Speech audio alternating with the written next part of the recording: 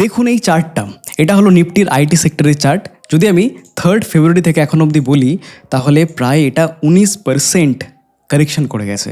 তো Nifty IT সেক্টরে যদি 19% কারেকশন করে থাকে, তাহলে এই সেক্টর থেকে যেসব স্টকগুলো বিলং করে, TCS, Infosys, Wipro, HCL tech, tech Mahindra, এরকম নাম আমাদের প্রত্যেকের পোর্টফোলিওতে কোনো না কোনো স্টক আমরা হোল্ড করে রেখেছি, এবং সেই স্টকগুলোতে এত বেশি সেল অফ যে আমরা এই মুহূর্তে খুব চিন্তিত যে কী করা যায়। এখান থেকে কি আরও কারেকশন করতে পারে, নাকি এখান থেকে রিকভারি হওয়ার একটা চান্সেস রয়েছে, কোন কোন ফ্যাক্টরের জন্য এই কারেকশন আমরা দেখছি, এবং কোন কোন সেই ডেটা পয়েন্ট রয়েছে বা কোন কোন পয়েন্টস রয়েছে যেগুলো আবার এই স্টকগুলোকে এই লেভেলে খুব অ্যাট্রাকটিভ বানিয়ে দেয় বা ইনভেস্টমেন্ট করার সুযোগ থাকে।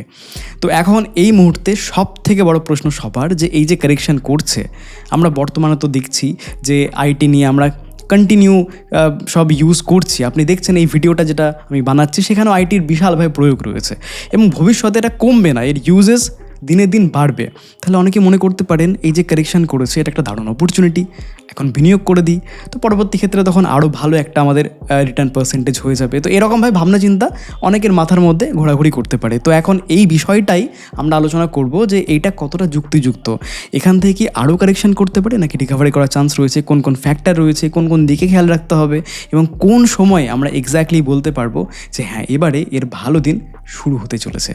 তো চলুন আজকের ভিডিওটা শুরু করা যাক। দেখুন এই ভিডিওটা অনেক রিসার্চ করার পর বানানো, এই দেখুন পুরো পেজ আমি এখানে নোট ডাউন করে রেখেছি। তো সব কিছু যাতে আমি বলতে পারি, কোনো জিনিস যাতে মিস না হয়েছে, সেই কারণে সামনেখানে আমি পুরো ডেটা পয়েন্ট রেখেছি, আমি সমস্ত কিছু আলোচনা করব। তো এফার্টটা যদি ভালো লেগে থাকে তাহলে অবশ্যই একটা লাইক দেবেন, অনেকটা পরিশ্রম লাগে এরকম ধরনের কন্টেন্ট আপনাদের সামনে রাখার জন্য। সো প্লিজ যারা যারা এখনও অবধি সাবস্ক্রাইব না করেছেন সাবস্ক্রাইব করে দিন, এবং এখনও অবধি যারা লাইক না করেছেন, যারা পরবর্তী ক্ষেত্রে ভুলে না যান, অনেকের ক্ষেত্রে কী হয় যে ভালো লেগেছে কিন্তু ভুলে যান হয়তো, তো এক্ষুনি একটা লাইক দিয়ে দিন। আপনাকে আমি কথা দিচ্ছি যে এই ভিডিওটা দেখার পর থেকে সমস্ত কিছু আপনার ক্লিয়ার হয়ে যাবে যে কী করা যায় এখন। ঠিক আছে, চলুন শুরু করা যাক। তো দেখুন এই যে টাইম পিরিয়ড আপনাকে বললাম না, যে 3 ফেব্রুয়ারি থেকে এখন অবধি, এই টাইম পিরিয়ডের মধ্যে দেখবেন যে ইন্ডিয়ান আইটি সেক্টরেই বিরাট বড় কারেকশন দেখা দিয়েছে, কিন্তু ইউএস আইটি সেক্টর বলুন বা চায়নার ক্ষেত্রে আইটি সেক্টরে এত বেশি কিন্তু কারেকশন হয়নি। তাহলে কেন? যদি গ্লোবাল সেল অফ হয়, বা যদি এই যে ইউএস ফেড রেট কাট করছে না, এই ধরনের যে প্রবলেমসের জন্য যদি এই সেল অফটা হতো, যেটা টেম্পোরারি একটা কারণ, তো সেটার জন্য যদি হতো তাহলে তো সব সেক্টর পড়তো, সব ওয়ার্ল্ডের আইটি সেক্টরে পড়তো, কিন্তু সেটা হয়নি। ইন্ডিয়ান আইটি সেক্টরে এত বেশি কারেকশন কেন দেখা দিয়েছে, এইটা প্রথমে আমাদেরকে জানতে হবে। এটা বুঝতে গেলে না আমাদেরকে এটা বুঝতে হবে যে ইন্ডিয়ান আইটি কোম্পানিজগুলো কীভাবে ইনকাম করে। খুবই সিম্পল, ইউএস থেকে বলুন, ইউরোপ থেকে বলুন, বাইরের দেশ থেকে বেসিক্যালি প্রজেক্ট ওঠায়, সেই প্রজেক্টের উপর কাজ করে। কীভাবে কাজ করে? তারা একটা তাদের বিজনেস মডেল হচ্ছে গিয়ে যে যত ঘন্টা কাজ করবে, যতটা এফার্ট দিতে হবে, তত হচ্ছে তাদের টাকা। তো দেখুন এখানে ইন্ডিয়াতে খুব চিপ তারা লেবার পেয়ে যায় কম্পেয়ার টু ইউএস বা ইউরোপে। তাদের সেখানে অনেক বেশি কস্টিং, লেবারের কস্টিং আর কি, এমপ্লয়ি কস্টিং হাই অনেক বেশি। তাহলে ইন্ডিয়াতে খুব চিপ লেবার তারা পায়। তো প্রত্যেকটা ইঞ্জিনিয়ার্সকে হায়ার করে নেয়, জুনিয়র লেভেলের ইঞ্জিনিয়ারকে তারা হায়ার করে নেয় কম টাকাতে, সস্তাতে, এবং সেই প্রজেক্টের উপর তারা কাজে বসিয়ে দেয়। তার মধ্যে কিছু কিছু মিড টার্ম এক্সপিরিয়েন্স বলুন বা 1-2 সিনিয়র লেভেল সেই প্রজেক্টে ইনভলভমেন্ট করে দেয়, এবং যত সময় অবধি সেই প্রজেক্টে কমপ্লিট করতে লাগে তার একটা ভালো অ্যামাউন্ট তারা সেখান থেকে চার্জ করে, একটা ভালো পার্সেন্টেজ মার্জিন তারা সেখান থেকে নেয়। প্রোডাক্টটা তারা আবার ডেলিভার করে দেয় ইউএসকে, ইউরোপকে। That's it. এইরকমভাবে কাজ করে, মানে মিডল ম্যান হিসেবে কাজ করে, যেখানে সস্তায় সব কিছু ইন্ডিয়াতে পাওয়া যায়, সেটাকে ইউজ করে, সেই রিসোর্সকে ইউজ করে প্রজেক্ট কমপ্লিশন করে, আর সেখান থেকে একটা মার্জিন তারা ইনকাম করে নেয়। এইভাবে কাজটা চলে। ইউএস কী করে? ইউএস সবসময় দেখবেন ইনভেন্টার, তারা ইনোভেট করে, প্রোডাক্ট বানায়, টেকনোলজি ক্রিয়েট করে। কিন্তু ইন্ডিয়া কী করে? ইন্ডিয়া সেই টেকনোলজি যেটা বানিয়েছে ইউএস, সেটাকে ইউজ করে, ইমপ্লিমেন্ট করে, কনজামশন করে। কিন্তু এখন যখন এআইয়ের যুগ এসছে, যেখানে এআই নিজের থেকে সমস্ত কিছু কাজ করে নিচ্ছে, নিচু লেভেলে যেসব কাজগুলো রয়েছে সেই কাজগুলো নিজের থেকে সে কমপ্লিশন করে দিচ্ছে, এত যেটা ম্যান পাওয়ারের সেটা প্রয়োজন পড়ছে না, এত রিসোর্সের প্রয়োজন পড়ছে না, 60 ঘন্টার কাজ 1 ঘন্টায় কমপ্লিট করে দিচ্ছে, কস্টিং খুবই লো করে দিচ্ছে। তো সার্ভিসের ক্ষেত্রে একটা বিরাট বড় ধাক্কা। তো যে কারণে আমাদের ইন্ডিয়ান আইটি সেক্টর যেগুলো সার্ভিস ওরিয়েন্টেড কাজ করে, বা তাদের বিজনেস যেটা মডেল সেটা সার্ভিস ওরিয়েন্টেড, সেই কারণে এত বেশি কারেকশন আমরা দেখতে পেলাম। এবার আপনি আমাকে বলবেন যে তাহলে চায়নার ক্ষেত্রে কেন হলো না? দেখুন চায়না কিন্তু ফাউন্ডেশন লেভেলে কিছু না কিছু ইনভেন্ট করে। তারা কি করে দেখুন, একটা এক্সাম্পল দিই, যেরকম যে চ্যাট জিপিটি যখন রিলিজ করলো ইউএস, তখন কি হলো? চ্যাট জিপিটি আমরা করলাম কনজামশন, আমরা তাদের সাবস্ক্রিপশন মডেল নিলাম, সেটা ইমপ্লিমেন্ট করার জন্য দেখলাম সেটা আমরা ইউজ করছি। জেমিনি বলুন বা মাইক্রোসফটের কোপাইলট, এগুলো আমরা সেখান থেকে নিচ্ছি। যেরকম একটা ডেটা আপনাকে বলি যে মাইক্রোসফটের ক্ষেত্রে যেটা হয়েছিল মানে ডিসেম্বর 2025 টিসিএস, ইনফোসিস, উইপ্রো এরা 2 লক্ষ মাইক্রোসফটের কোপাইলট লাইসেন্স কিনতে রাজি হয়েছিল। ঠিক আছে, তার মানে ইনভেন্ট কে করলো? তারা মাইক্রোসফট করলো, US company. ChatGPT US company, Claude US company, সমস্ত যেগুলো এআইয়ের ওপর কাজ করছে সব ইউএস কোম্পানি। কনজামশন কারা করছে? ইন্ডিয়ান কোম্পানি, আমরা কনজামশন করছি। কিন্তু অন্যদিকে যদি চায়নার কথা বলি তাহলে কি হচ্ছে? তারা কনজামশন করছে না এরকমটা না, তারাও কনজামশন করছে, কিন্তু তারা কপি করছে। তারা কপি করতে খুব এক্সপার্ট, তারা কপি করে দিচ্ছে। যেরকম ডিপসিক, চ্যাট জিপিটি আসলো, তার একদম অল্টারনেট হিসেবে ডিপসিক তারা লঞ্চ করে দিল, এবং সেটাও খুবই কম কস্টিংয়ে, যে কারণে প্রত্যেকটা আইটি সেক্টর বিরাটভাবে পড়েছিল। কারণ ডিপসিক এমন কিছু তৈরি করে দিচ্ছিল যেটা খুব সস্তায় হয়ে যাচ্ছে, যে কারণে এত ডেটা সেন্টারের ইউজেসও দরকার পড়ছে না ডেটা স্টোর করার জন্য, এত সস্তায় তারা প্রজেক্টটা করে দিচ্ছে, এবং চ্যাট জিপিটির মতো তারা খুব ভালো কাজ করছে। তো তারা কপি করছে, বাট ফাউন্ডেশন লেভেলে কিছু তো ইনোভেট করছে, কিন্তু আমরা পুরো কনজামশনই করছি। আমাদের এখান থেকে কোনো কিছু ইনভেন্ট হচ্ছে না। আর যে বিজনেস মডেলের ওপরই আইটি সেক্টরের কোম্পানিগুলো টিকে ছিল, সেই বিজনেস মডেলটাই এখন অনেকটা ভঙ্গুর হয়ে দাঁড়াচ্ছে যখন এআই চলে এসছে সেটা রিপ্লেস করার জন্য, যার ফলে রেজাল্ট হচ্ছে মারাত্মক। যেরকম সার্ভিস নাও যে কোম্পানিটা রয়েছে, এটা মোটামুটি ফরচুন 500 কোম্পানির অর্ধেক কোম্পানিকে এরাই ম্যানেজ করে। তো এই যে সার্ভিস নাও, এরা কি করেছে, 29,000 এমপ্লয়ীদেরকে ক্লডের যে এআই সেটা সাবস্ক্রিপশন দিয়েছে। ঠিক আছে, তো তার রেজাল্ট কী হলো? 100 আওয়ার্সের প্রজেক্ট তারা নিমেষে 5 ঘন্টার মধ্যে কমপ্লিট করে দিচ্ছে, এবং তার যে ওই ক্লড সেটা এআই হিসেবে তাদের ওয়ার্কার হিসেবে কাজ করছে। মানে যেখানে অনেক বেশি এমপ্লয়ি লাগতো একটা প্রজেক্ট কমপ্লিট করার জন্য, সেখানে খুবই কম এমপ্লয়ি লাগছে, তার সাথে এআই ম্যাক্সিমাম কাজটা করে দিচ্ছে। তো একদিক থেকে হিউম্যান যে রিসোর্স সেটা কিন্তু অনেকটা কম লাগলো, প্লাস যেখানে অনেকটা সময় লাগছিল, 100 আওয়ার্স লাগছিল, সেখানে 5 ঘন্টার মধ্যে কাজ শেষ। মানে 95% যে প্রিপারেশনের রেশিও সেটা কিন্তু আপনাকে কম দিতে হলো, খুব তাড়াতাড়ি ফাস্ট প্রজেক্ট ডেলিভার করতে সক্ষম হচ্ছে। তো যার ফলে যে কোম্পানির রেভিনিউ সেটাও কিন্তু খুব তাড়াতাড়ি গ্রো হচ্ছে, প্রায় $1 বিলিয়ন মাত্র এই কয়েক মাসের মধ্যে তারা ইনকাম করে ফেলেছে। আর এটা স্ল্যাক, জুম যেরকম ফাস্ট গ্রোথ দেখিয়েছিল কোভিডের টাইমে, যখন সব কিছু বন্ধ ছিল, জুমে সব মিট হচ্ছিল, তার থেকেও বেশি গ্রোথ এই এআই আসার পর থেকে হয়েছে। আর এই কারণের জন্যই ইন্ডিয়ান আইটি কোম্পানিজ ভীষণভাবে ফল করেছে কম্পেয়ার টু চায়না বা ইউএস। আর কেন করবো না এবার বলুন? ইউএস যেখানে টোটাল রেভিনিউর প্রায় 15 থেকে 16% R&Dতে খরচা করে, নতুন কী ইনভেস্ট করবো, নতুন কীভাবে আমরা আরও এগিয়ে যাব। আপনি দেখতে পাচ্ছেন, আপনি লাস্ট 1 বছরে দেখুন যে এআইয়ের যে যারা ভালো মতো ইউজ করতে জানেন তারা বুঝতে পারবেন যে আগের থেকে কতটা বেশি ফাস্ট কাজ করছে, আর কতটা ইন ডেপথ আনসার দিচ্ছে, বা এত সুন্দরভাবে তারা এআইকে সেটাকে ডেভেলপ করছে, দিনের পর দিন আপগ্রেড করছে, কত কিছু ইমপ্লিমেন্ট করেছে তারা। অন্যদিকে যদি চায়না বলি তাহলে সেটাও আবার ডিপসিক নিয়ে এসছে, এবং তারাও তাদের টোটাল রেভিনিউর 5 থেকে 7% ইনোভেশন মানে R&Dতে খরচা করছে। কিন্তু ইন্ডিয়া কত পার্সেন্ট করছে জানেন? ইন্ডিয়া মাত্র করছে 1 থেকে 0.6%, মানে 1%ও করছে না, তারও কম করছে। তো R&Dতে যদি খরচা না করা হয় তাহলে ইনোভেশন কী করে আসবে? টিসিএস, উইপ্রো, ইনফোসিস, এদের যদি আপনি ব্যালেন্স শিটে গিয়ে দেখেন তাহলে কত হাজার হাজার কোটি টাকা এদের ক্যাশ ফ্লো রয়েছে, মানে positive case flow, free cash flow জমিয়ে রেখেছে, টাকা প্রচুর আছে। তো সেই টাকাটা ইনোভেট করার জন্য খরচা করি, এআইয়ের জন্য খরচা করি না, তা কিন্তু হবে না। তাহলে তো এরকম ধরনের দিন, এরকম সময় তো আসতেই হবে যেখানে এত পার্সেন্টেজ ফল আমরা দেখতে পারি। তো এই যে কোম্পানিগুলো রয়েছে এরা তো বলছিল যে আমরা কোপাইলট কিনছি, 2 লক্ষ কোপাইলটের সাবস্ক্রিপশন নিচ্ছি, আমরা $17.6 বিলিয়ন ইনভেস্টমেন্ট করব, যেটা নাডেলা বলেছিল যে আমরা এআই ইনফ্রাস্ট্রাকচারের ওপর আমি ইনভেস্টমেন্ট করবো আর কি।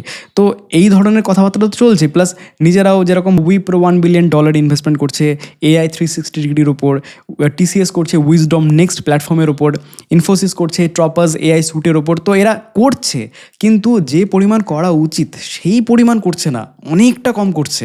আরও অনেক বেশি ইনভেস্টমেন্ট বাড়াতে হবে, বা যারা এআইয়ের ওপর কাজ করছে তাদেরকে অ্যাকোয়ার করে সেখানে ইনভেস্টমেন্ট করতে হবে। সো এইরকমভাবে তাদেরকে ভাবতে হবে। শুধু সার্ভিস ওরিয়েন্টেড যদি আমরা থাকি তাহলে কিন্তু মুশকিল। সামনের দিনে এআই এই সমস্ত জব অটোমেট করে দিচ্ছে। তো যার ফলে সামনের দিনে রেভিনিউ গ্রোথ কম হতে পারে, সেলস যেরকমভাবে আমরা ভাবছি সেটা নাও আসতে পারে। গ্রোথ কমে গেলে, সেলস কমে গেলে, প্রফিটেবিলিটি কমলে অবভিয়াসলি শেয়ার প্রাইসের মধ্যে কারেকশন দেখবো, আর সেটাই মার্কেট আগে থেকে প্রিডিকশন করে সেটাকে ডিসকাউন্ট করছে। মানে মোদ্দা কথা, ইন্ডিয়ার আইটি যেসব কোম্পানিগুলো রয়েছে এদের কাছে বিলিয়ন্স ডলার রয়েছে রিজার্ভে বা ফ্রি ক্যাশ ফ্লো রয়েছে, সেগুলো ইনভেস্টমেন্ট করতে হবে এআইয়ের উপর। শুধু বললেই হলো না মুখে, ইনভেস্টমেন্ট করে কিছু রিনোভেট করার জন্য দেখতে হবে। নইলে প্রত্যেকবার আমরা যারা ইনভেস্টার, প্রত্যেকবার আমরা ভয়ে থাকবো যে হয়তো বিদেশের কোনো এআই যেসব কাজকর্ম করছে সেসব কোম্পানিগুলো এমন কিছু নতুন প্লাগইনস নিয়ে আসবে, এমন কিছু নতুন অ্যানাউন্সমেন্ট করবে, তার জন্য আমাদের কোম্পানিগুলো বিরাট আবার ফল হতে পারে। সেখানে আমাদের শুধু দেখতে হবে, আর কিছু করতে পারবো না আমরা। এরকম ঘটনা ঘটতে পারে, যেরকম ক্লডের যে প্লাগইনস অ্যানথ্রোপিক, তো এটার জন্য এই ধরনের ফল আমরা দেখতে পাচ্ছি। কি করছে তারা? অ্যানথ্রোপিক এসে বলছে যে যেসব কাজগুলো টিসিএস, ইনফোসিস, উইপ্রো করছে সার্ভিস ওরিয়েন্টেড, তো আমরা কি করব, আমরা আপনাদেরই পুরো অর্গানাইজেশনের সমস্ত কিছু ডেটা আমাকে দিয়ে দিন, পুরো বিষয়টা বুঝিয়ে দিন, প্রজেক্ট কী রয়েছে না রয়েছে, কীভাবে আপনাদের কালচার রয়েছে, কীভাবে কাজকর্ম করেন, একটু টাইম নিয়ে আমাকে বুঝিয়ে দিন। যখনই আপনি বোঝালেন তারপরে আমি ওয়ার্কার হিসেবে কাজ করব। আপনাকে আমি শুধু সাজেশন দেবো না, আপনার যে কাজ, আপনার হয়ে যে কাজ, আপনার যে করণীয়, যা কিছু বাগস আসবে, প্রবলেমস আসবে, আমি নিজে আইডেন্টিফাই করব, আমি নিজে সলভ করব এবং আমি সেটা ইমপ্লিমেন্ট করব। সব কিছু আমিই করব, সার্ভিস ওরিয়েন্টেড কাজ সমস্ত কিছু আমি নিজে করে ফেলবো। তাহলে এই যে টিসিএস, উইপ্রো এত ফ্রেশারদেরকে হায়ার করছিল বা তাদেরকে দিয়ে কাজ করাচ্ছিল, এটা তো অনেক অংশে কমতে দেখবো আমরা। বা যে জব ক্রিয়েশন টিসিএস, ইনফোসিস প্রত্যেক বছর এত মানুষকে দিচ্ছিল, সেগুলো কিন্তু সামনের দিনে আমরা কম হতে দেখতে পারি, যেটা আমাদের ইন্ডিয়ান ইকোনমির জন্য ভালো না। আপনারা যারা ভিডিওটা দেখছেন, ইঞ্জিনিয়ার্স রয়েছেন বা ভাবছেন টিসিএস, উইপ্রোতে একবার যদি চাকরি পেয়ে যায় তাহলেই একদম লাইফ ঝিঙ্গালালা, কিন্তু এরকমটা সিচুয়েশান না। এখন দিন বদলাচ্ছে, পৃথিবী বদলাচ্ছে, অন্যরকম ওয়ার্ল্ডে আমরা যাচ্ছি। আপনাকেও নিজেকেও স্কিলফুল হতে হবে, ইনোভেট করতে হবে নিজেকে কিছু। এআইয়ের ওপর বিরাটভাবে আপনাকে শিখতে হবে, বুঝতে হবে। এআই ইঞ্জিনিয়ার্সের ডিমান্ড, মানে হয় আপনি নতুন করে ইনোভেট করুন কিছু এআই, নইলে এআইয়ের যেসব প্রবলেমগুলো চলছে সেইগুলো আপনি সলভ করার জন্য দেখুন।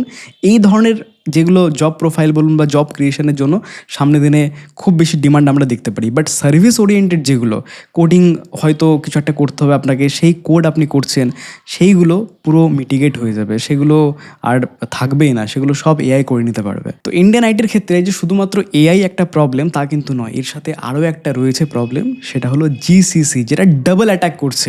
জিসিসি মানে কি? Global capabilities centres. তো এটা কি? আগে কি হতো, ধরুন জেপি মর্গান বা ওয়ালমার্ট, তারা কি করতো, তারা আউটসোর্স করতো, টিসিএস, ইনফোসিস এদেরকে প্রজেক্ট দিয়ে আউটসোর্স করতো। কিন্তু এখন তারা কি করছে, এখন তারা নিজেরাই ডাইরেক্ট ইন্ডিয়াতে এসে সেন্টার্স খুলছে।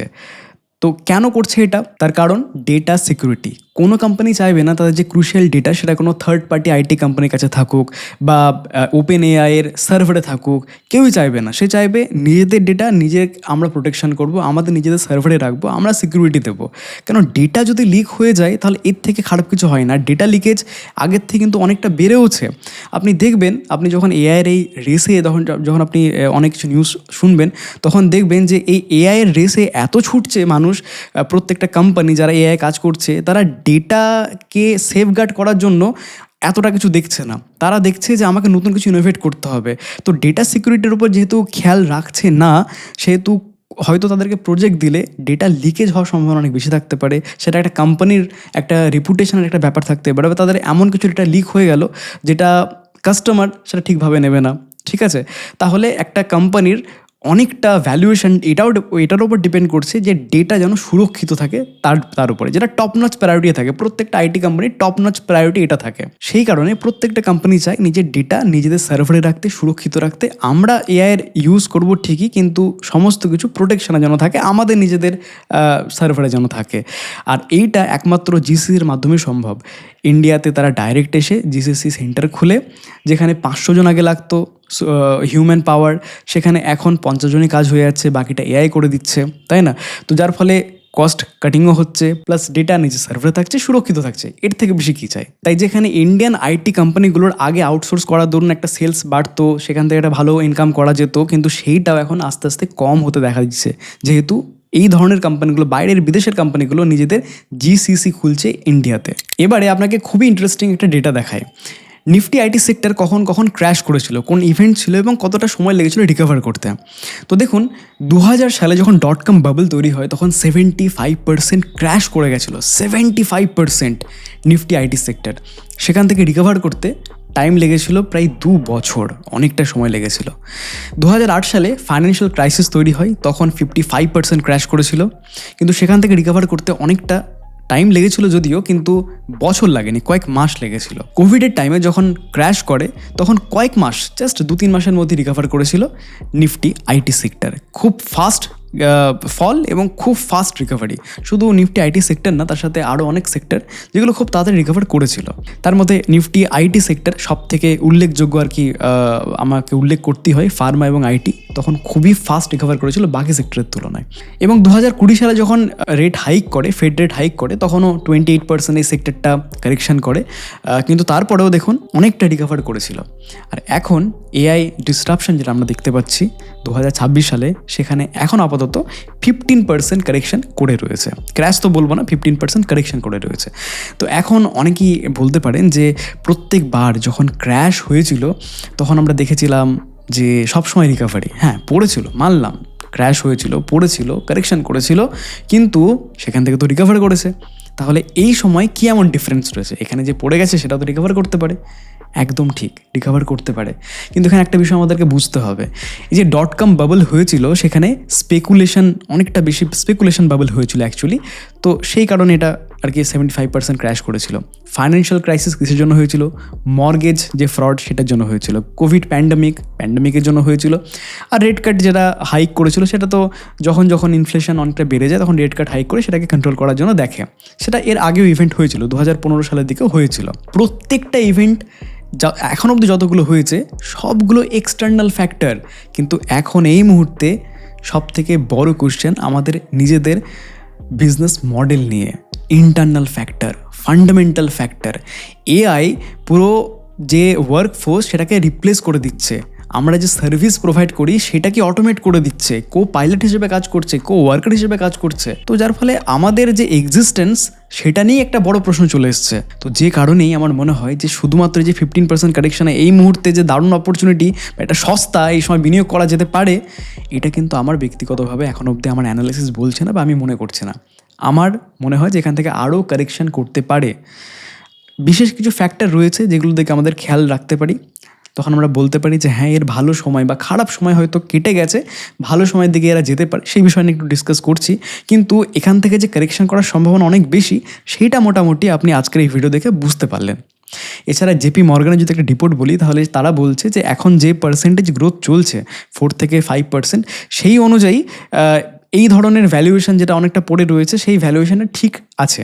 কিন্তু এর যে হিস্টোরিক্যাল অ্যাভারেজ 7 থেকে 8% যে ভ্যালুয়েশন গ্রোথ করছিল, সেই গ্রোথ এরা কিন্তু এআই আসার পর থেকে এই ধরনের গ্রোথ আমরা দেখতে পারবো না। তো যার ফলে গ্রোথ হয়তো সিঙ্গেল ডিজিটে থাকবে বা নেগেটিভে গ্রোথ করবে। মানে এআই যদি অনেকটা পরিমাণে প্রজেক্ট রিপ্লেস করে দেয়, তাহলে আগের থেকে এই কোয়ার্টারে আমরা সেরকম প্রজেক্টই পাবো না, তো সেলস কমবে, আমাদের আর্নিং কমবে, সমস্ত কিছু কমবে, নেগেটিভভাবে ইম্প্যাক্ট ফেলবে আমাদেরকে, নেগেটিভলি আমরা ইম্প্যাক্টেড হব। তো সেটা যদি হয় তাহলে আরও বেশি কারেকশান আমরা দেখতে পারি। আর এটার ভয়ের জন্যেই মার্কেটে এই ধরনের কারেকশান আমরা দেখতে পাচ্ছি। বুঝতে পারলেন তো? তো যে কারণে সামনের দিনে আমাদের কঠিন সময়। দেখুন এইসব কোম্পানি যারা অপারেট করছে, সিইও যারা রয়েছে, তারাও কিন্তু চিন্তিত। তো অ্যাজ এ ইনভেস্টার আমরা কীভাবে কনফিডেন্স দেখাতে পারি? ইনভেস্টার হিসেবে আমরা কী করে এখন বিনিয়োগ করতে পারি? আমাদেরকে সিচুয়েশন বুঝতে হবে, তারপরে কিনা সিদ্ধান্ত কোনো না কিছু আমরা নেব, তাই না? তো এখন কোন কোন জিনিসগুলো, কোন কোন বিষয়গুলো আমাদেরকে খেয়াল রাখতে হবে? দেখুন কিছু কিছু স্ট্রাকচারাল চেঞ্জেস জরুরি এই আমাদের ইন্ডিয়ান আইটি সেক্টরের মধ্যে, আমার ব্যক্তিগতভাবে মনে হয়। নাম্বার 1 স্ট্রাকচারাল চেঞ্জেস, যে প্রতি ঘন্টাতে যে আমরা কাজের জন্য যে টাকাটা নিতাম, পার আওয়ার বিলিং যেটাকে বলছে, ওইটা একটু চেঞ্জ করতে হবে। এই মডেলটা যারা ট্র্যাডিশনাল মডেল, এটা চেঞ্জ করে আমাদেরকে নিউ মডেলে যেতে হবে। নিউ মডেলটা কি? যে একটা প্রজেক্ট আসলো, যত টাকা লাগবে সেটা আমি বলে দিলাম যে এত টাকা লাগবে এই প্রজেক্টটা কমপ্লিট করতে, এই টাইম লাইনের মধ্যে কমপ্লিট করে দেবো, দ্যাটস ইট। কতটা রিসোর্স লাগবে, কতটা টাইম লাগবে সেটা আমার ব্যাপার, আমি আগে ডেলিভার করে দিতে পারি, কারেক্ট? তো সেই হিসেবে আমাদেরকে বিলিং করতে হবে এবং সেই বিলিংটাও একটা কম্পিটিটিভ একটা কস্ট দিতে হবে। আমি বুঝতে পারছি যে যদি এআইয়ের এখানে হেল্প লাগে আর কি, এআইয়ের মাধ্যমে যদি করে দেওয়া হয় প্রজেক্টটা, তাহলে অনেক কম কস্টিংয়ে হয়ে যাবে, এটা ঠিক। কিন্তু আমাদেরকেও ওর থেকে একটু বেশি আমরা চার্জ করতে পারি। কেন করতে পারি? তার কারণ আমরা ডেটা সিকিউর করছি। ধরুন যারা যেসব ক্লায়েন্টগুলো 30-40 বছর ধরে এইসব আইটি কোম্পানির সাথে যুক্ত রয়েছে, একটা ট্রাস্ট বিল্ড হয়েছে। সব থেকে বড় মোট এখন কম্পারেটিভ অ্যাডভান্টেজ এআইয়ের তুলনায়, এখন এআই যে কোম্পানিগুলো রয়েছে তার সব থেকে বড় ইস্যু হচ্ছে কি ডেটা ঠিকঠাক থাকবে নাকি, ডেটাকে মিসইউজ করা হবে না তো, এটা সব থেকে বড় কোশ্চেন। আর আমাদের ইন্ডিয়ান আইটির ক্ষেত্রে যেসব কাজগুলো আমরা করি, সার্ভিসগুলো দিই, সেক্ষেত্রে ডেটা সব থেকে ফার্স্ট প্রায়োরিটি থাকে, ডেটাকে সিকিউর করতে হবে। তো সেটা যদি হয় আর এইটাই যদি রিকোয়ারমেন্ট থাকে প্রত্যেকটা কোম্পানির, তাহলে তারা সেই ট্রাস্টেড পার্টনারের কাছেই ফিরে যাবেন, আমাদের কাছেই ফিরে আসবে। কিন্তু প্রশ্ন হচ্ছে কি কতটা কস্টিং, আমরা যদি কস্টিং মানে এমন হয় যে এক্সট্রা প্রচুর বেশি লাগছে, মানে হয়তো এআইয়ের মাধ্যমে যদি প্রজেক্টটা কমপ্লিট করা হয় তার থেকে হয়তো 80% আমাদেরকে বেশি কস্টিং দিতে হচ্ছে আর কি, মানে একটা কোম্পানি হিসেবে যদি বলি, তাহলে 80% যদি তাকে বেশি কস্টিং লাগে, তাহলে তো সে এআইয়ের মাধ্যমেই করবে। ঠিক আছে, তো সেইটা করলে হবে না, কম্পারেটিভ একটু প্রাইসিং আমাদেরকে করতে হবে, যার ফলে মার্জিনে বেনিফিট, মানে মার্জিনে যেটা হিট আমাদেরকে নিতে হবে, এইটা আমরা সামনে দেখতে চলেছি। মার্জিনে হিট আরও আমরা নিতে দেখতে চলেছি, আমাদের আর্নিং আরও কমতে পারে। তো সাময়িকভাবে হিট ঠিক আছে, মার্কেট তো কারেকশন অলরেডি করছে, কিন্তু একটা সময় পর গিয়ে সেখান থেকে তো রিকভার করতে হবে। তো এটা গেল প্রথম স্ট্রাকচারাল চেঞ্জ। দ্বিতীয় যেটা স্ট্রাকচারাল চেঞ্জের দরকার বলে মনে হয় সেটা হলো ট্যালেন্টের যে পিরামিড, সেই পিরামিডের মধ্যে একটু পরিবর্তন করা। সব থেকে উপরে পিরামিডের থাকে টপ লেভেল ম্যানেজমেন্ট, তারপরে থাকে মিড লেভেল যারা সিনিয়র ইঞ্জিনিয়ার তারা থাকে, এবং লাস্টে পিরামিডের লাস্টে থাকে হাজার হাজার ইঞ্জিনিয়ার যারা ফ্রেশ গ্র্যাজুয়েটস। তো এইটাকে একটু চেঞ্জ করে, কেননা লাস্টে যারা থাকে এই ফ্রেশ গ্র্যাজুয়েটস, তাদের তো খুব ইজিলি এআই রিপ্লেস করে দিতে পারছে, এত লোকের দরকার নেই, দরকার তবে এত মানুষের বা এত ম্যান পাওয়ারের দরকার নেই। তো এটা তো খুব ইজিলি তারা রিপ্লেস করছে। ইভেন মিড যারা রয়েছে তাদেরকেও, মিড লেভেল যারা সিনিয়র ইঞ্জিনিয়ার্স তাদেরকেও আবার রিপ্লেস করছে, এখন শুরু করে দিয়েছে সেটা করতে। কিন্তু আমাদেরকে এখন বেশি ফোকাস করতে হবে যে হায়ারিং যেটা আগে বিরাটভাবে হচ্ছিল সেটা অবভিয়াসলি কম হবে, এআই অনেকটা কাজ করে দেবে। কিন্তু এআইয়ের যারা ইঞ্জিনিয়ার্স, যারা বেশ ভালো এক্সপিরিয়েন্সড, তাদেরকে মিড লেভেলে জায়গা দিতে বেশ ভালো পরিমাণে, এবং যে পিরামিডের যে নিচু লেভেল সেখানে সাপোর্টিভ হিসেবে ফ্রেশ গ্র্যাজুয়েটসকে রাখা এবং তাকে শেখানো, তাকে ট্রেনিং দেওয়া। আর যারা টপ লেভেলে থাকবে সেখানেও কিছু ফিওয়ার্স, কিছু ম্যানেজার থাকা দরকার। আর আমাদের স্কুল থেকে এআইয়ের যে সাবজেক্ট, এটাকে পড়ানো দরকার, এটা খুবই ইম্পর্ট্যান্ট। এখন এরকমভাবে যদি স্ট্রাকচারাল চেঞ্জেস করা হয়, তাহলে আমার ব্যক্তিগতভাবে মনে হয় যে এই আইটি কোম্পানিজগুলো কিন্তু আবার নিজেদের ছন্দে ফিরে আসতে পারে। আর থার্ড যেটা মোস্ট ইম্পর্ট্যান্ট, সেটা হচ্ছে আমাদের কন্টিনিউ R&Dতে প্রচুর টাকা খরচা করতে হবে। আপনি বিদেশে যদি দেখেন তাহলে যেটা বললাম 15-16% তাদের টোটাল রেভিনিউ খরচা করছে ইউএস, চায়না করছে 7-8%, কিন্তু আমরা মাত্র 1% বা তারও কম। এখানে R&Dতে বিরাট আমাদেরকে ইনভেস্টমেন্ট দরকার, নতুন নতুন ইনোভেশন জন্য টাকা খরচা করার জন্য আমাদেরকে দরকার। এবং 4 নম্বর স্ট্র্যাটেজি, যেটা এখন অবধি যা আলোচনা করলাম তার মধ্যে থেকে সব থেকে মোস্ট ইম্পর্টেন্ট, সেটা হলো অ্যাকোয়ার করা। এরকম ইন্ডিয়ার মধ্যে অনেক কোম্পানি রয়েছে যাদের হয়তো ক্যাপিটাল বেশি নেই বা পকেটে পয়সা বেশি নেই, কিন্তু ট্যালেন্ট বিরাট রয়েছে, এআই কোম্পানিতে অনেক কাজ হচ্ছে, বাট সেটাকে স্কেল আপ করতে পারছে না। টিসিএস, ইনফোসিস, উইপ্রো, এই ধরনের বড় বড় জায়ান্ট আইটি কোম্পানিগুলো যদি তাদেরকে হেল্প করে, সেগুলোকে সাপোর্ট করে, তাদেরকে অ্যাকোয়ার করে নেয়, তাহলে নিজেদের কাছে তো প্রচুর ফ্রি ক্যাশ ফ্লো রয়েছে, ক্যাশ রিজার্ভ রয়েছে, সেইগুলো হেল্পের মাধ্যমে তাদেরকে স্কেল আপ করতে আরও হেল্প করতে পারে, এবং নিজেরাও এই যে প্রবলেম, সেই প্রবলেমস থেকে বেরিয়ে আসতে পারে। এইটা করতেই হবে, মানে এর কোনো উপায় নেই তাছাড়া। হয় অর্গ্যানিক গ্রোথ করো, বোঝাও, শেখাও, নিজেরা ইনভেস্টমেন্ট করো, ট্রায়াল অ্যান্ড এরর করো, অর্গ্যানিক গ্রোথ বা ইনঅর্গ্যানিক গ্রোথ, যারা এই জিনিসগুলো করে চলে এসেছে ভালো ভালো কোম্পানি, তাদেরকে অ্যাকোয়ার করে নাও। এখানে দারুণ অপরচুনিটি রয়েছে ইনভেস্টমেন্টের। তো এই ভিডিওটার মধ্যে আমি প্রত্যেকটা জিনিস আলোচনা করলাম, সব কিছু আলোচনা করলাম, কিন্তু এখানে আমি ইনভেস্টমেন্টের জন্য একটা বিষয় আপনাকে বলতে চাই, যারা ভিডিওটা দেখছেন, যে আপনি যদি এমন কোনো কোম্পানি পান যে কোম্পানি এআই খুব ভালো কাজ করছে এবং হয়তো লিস্টেড কোম্পানি বা ইনভেস্টমেন্ট কন্টিনিউ বাড়াচ্ছে, এমন কিছু আবিষ্কার করছে যেটা দারুণ কিছু আর কি। তো টিসিএস, ইনফোসিস, উইপ্রো, বড় বড় যেসব কোম্পানিগুলো রয়েছে, তাদের কাছে প্রচুর ফ্রি ক্যাশ ফ্লো রয়েছে, ক্যাশ রিজার্ভ রয়েছে প্রচুর, তারা অ্যাকোয়ার করবে এইসব কোম্পানিগুলোকে। আর অ্যাকোয়ার করলে এই যে ছোটো কোম্পানি, তারা কিন্তু বিরাট একটা গেইন দিতে পারে আর কি, খুব তাড়াতাড়ি ফাস্ট গ্রোথ দিতে পারে। শেয়ার প্রাইসের মধ্যেও আমরা সেরকম গ্রোথ দেখতে পারি। তো যার ফলে এই ধরনের কোম্পানির উপর আমাদেরকে মেইনলি ফোকাস করতে হবে। এখানে ইনভেস্টমেন্টের দারুণ সুযোগ রয়েছে, এই সব বড় বড় যেসব কোম্পানিগুলো রয়েছে, টিসিএস, ইনফোসিস, উইপ্রো, এদের থেকেও বেশি, সব থেকে বেশি অপরচুনিটি রয়েছে এই সব ছোটো ছোটো company, micro cap, small cap জাতীয় কোম্পানি যারা এআইয়ের ওপর কাজ করছে। তো আপনাকে এরকমভাবে ভালো ভালো কোম্পানি আইডেন্টিফাই করতে হবে, ঠিক আছে? তো এই একটা বিষয়। তো আশা করছি আজকের এই ভিডিওটার আলোচনার মাধ্যমে এটা পুরো ক্লিয়ার আপনার কাছে যে কী কারণে আইটি সেক্টর এত বেশি ক্র্যাশ আমরা দেখছি, কেন এত ফল হচ্ছে, এখন কি বিনিয়োগের সুযোগ রয়েছে? অনেকটা ফল করে গেছে, তাহলে তো খুব অ্যাট্রাকটিভ লাগছে বলে মনে হতে পারে আপনার, কিন্তু ভাবতে হবে আপনাকে। আর এখান থেকে রিকভার করা কী কী চান্সেস রয়েছে, কোন কোন জিনিসের দিকে আমাকে খেয়াল রাখতে হবে, কোথায় ইনভেস্টমেন্টের অপরচুনিটি রয়েছে। আরও একটা ইনভেস্টমেন্টের অপরচুনিটি আমি আপনাকে বলি, যেরকম ফর এক্সাম্পল আমি নিচ্ছি, কোনো রকম রিকমেন্ডেশন এটা না, বাজাজ ফাইন্যান্সের একটা স্টোরি আপনাকে বলি। রিসেন্টলি বাজাজ ফাইন্যান্সের ক্ষেত্রে কী হয়েছে, ওরা এই লাস্ট কোয়ার্টারে 1,600 কোটি টাকার লোন ডিসবার্স করেছে। তো সেটা কী করে করেছে? ওরা কি করেছে, প্রায় 1 কোটি এআইয়ের কলস 1 কোটি কলস, যেটা তারা রিসিভ করেছে বা করে উঠতে পারেনি, হিউম্যান ইনভলভের মাধ্যমে ভালো মতো করে সেটা অ্যানালাইজ করতে পারেনি। তো সেই পুরোনো কলসগুলো এআইকে দিয়েছে, তাকে বলেছে যে তুমি এই পুরো কলগুলো অ্যানালাইসিস করে বলো যে কোনটা আমাদের পোটেনশিয়াল কাস্টমার হতে পারে, তারা লোন নিতে পারে এবং তারা ফেল করবে না। তো এই পুরো অ্যানালাইসিস করার পর তারা একটা ডেটা দিয়েছে। সেই ডেটা থেকে, এআই ইনসাইটস থেকে তারা দেখেছে যে প্রায় 1 লাখ নিউ কাস্টমারদেরকে লোন দেওয়া যেতে পারে এবং পুরোনো কাস্টমারদেরকেও লোন দেওয়া যেতে পারে, এত এত অ্যামাউন্টে লোন দেওয়া যেতে পারে। তো এইভাবে তারা হিসাব করে প্রায় 1,600 কোটি টাকার লোন ডিসবার্স করেছে। মানে ভাবুন যে এআইয়ের প্রয়োগ কোথায় হচ্ছে। আর শুধু সেটা না, এই একটা কোয়ার্টারে 1,600 কোটি টাকা না, ওরা বলছে, বাজাজ ফাইন্যান্স বলছে যে আমরা যেহেতু এটাতে সাকসেস দেখেছি এবং খুব কম কস্টিংয়ে দেখেছি, এটা খুব ফাস্ট দেখেছি, তো যার ফলে আমরা 442টা এআই বট অলরেডি ইমপ্লিমেন্ট করে ফেলেছি এবং নেক্সট ইয়ার 10 করোড় 10 কোটি কলস তারা অ্যানালাইসিস করবে, ঠিক সেরকমভাবে তারা লোন ডিসবার্স করবে। মানে এআইয়ের কীরকমভাবে হেল্প হচ্ছে দেখুন। তার মানে যারা এআই শেখাচ্ছিল তাদের শেয়ার প্রাইস পড়ে গেল, কিন্তু যারা এআই ইউজ করলো, ব্যবহার করলো, তারা টাকা বানিয়ে নিল। আর এটাই সামনের দিনে হতে চলেছে। আর ভিডিওটা শেষ করার আগে শুধু একটা কথাই বলতে চাই যে দেখুন, প্রত্যেকটা ক্ষেত্রে যখন আইটি সেক্টরে এই ধরনের কিছু বিরাট বড় চেঞ্জেস আসে, তখন সেটা খারাপের জন্য হয় না, ম্যাক্সিমাম ক্ষেত্রে দেখা যায় সেটা ভালোর জন্য। এটা ইউএস বা চায়নার ক্ষেত্রে খুব একটা বেশি ইম্প্যাক্ট ফেলছে না নেগেটিভভাবে, কিন্তু আমাদের ইন্ডিয়ান আইটি সেক্টর যেসব কোম্পানিগুলো রয়েছে তাদের জন্য বিশাল একটা নেগেটিভভাবে ইম্প্যাক্ট ফেলছে।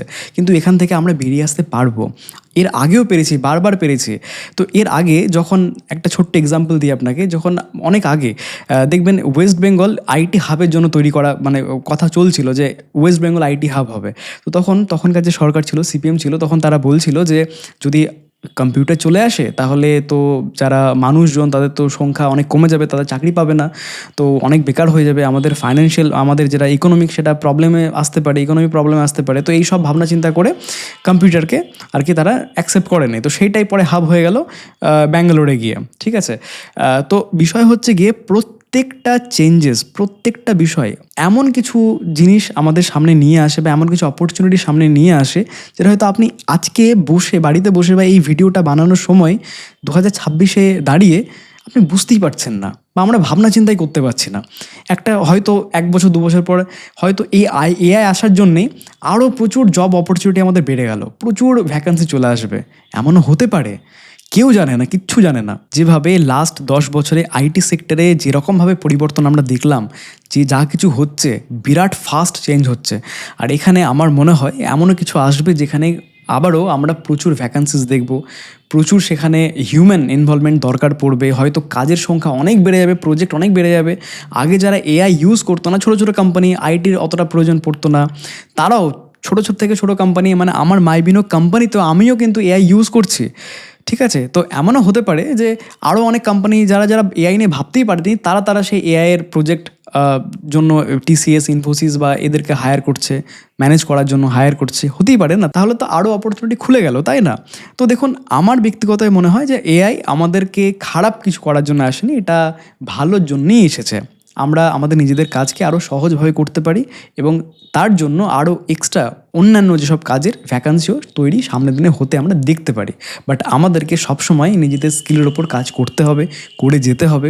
এখন টাইমটা খুব কঠিন সময়। যারা টিসিএস, ইনফোসিস, উইপ্রোতে কাজ করছেন, ইঞ্জিনিয়ার্স যারা যারা এত এত লাখ টাকা খরচা করে ইঞ্জিনিয়ার্স হচ্ছেন, তাদের জন্য খুব tough time. But believe me কে সামনের দিনে এমন কিছু হয়তো আসবে যেখানে আপনিও দেখবেন যে হ্যাঁ এইটার জন্য আমি তৈরি, আপনি নিজেও বলবেন আর কি সেটা। আর এই স্কিল আপনার মধ্যে ডেভেলপমেন্ট আসবে। তো এখন লে অফ তো খুব বেশি চলছে, বাট কোম্পানিকেও একটা সার্ভাইভ করতে হবে, তো কোম্পানির ক্ষেত্রেও কিছু করার নেই, সময়টা এমন। বাট আমরা নিশ্চয়ই as a Indian IT sector নিশ্চয়ই ঘুরে দাঁড়াবে বলে এটা আশা রাখি। তো দেখা হচ্ছে আরও একটা নতুন ভিডিওতে। সবাই খুব ভালো থাকবেন, সুস্থ থাকবেন। নমস্কার।